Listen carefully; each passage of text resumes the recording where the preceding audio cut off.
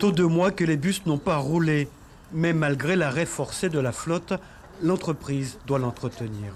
Ça, c'est obligatoire. Obligatoire, alors pas tout le temps, puisque comme vous savez que lorsque vous avez des salariés qui sont en activité partielle, vous ne devez pas les faire travailler, sauf pour les 16% qui correspondent au surplus versé par l'entreprise.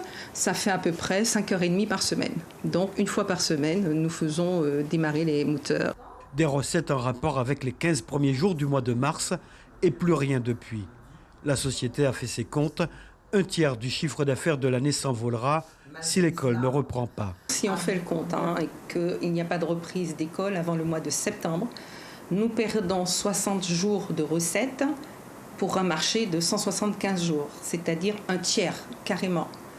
En sachant que, ensuite en juillet et en août, ce sont les congés et que nous ne travaillons pas. Si tel était le cas, les sociétés de transport scolaire pourraient faire rentrer de l'argent seulement en novembre avec les contrats qu'elles signeraient en septembre.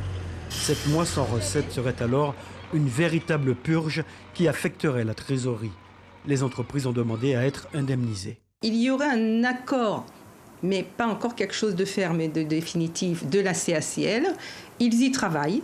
Et nous restons en attente. Donc nous ne savons pas du tout à combien va correspondre cette indemnisation malgré l'arrêt de l'activité de transport.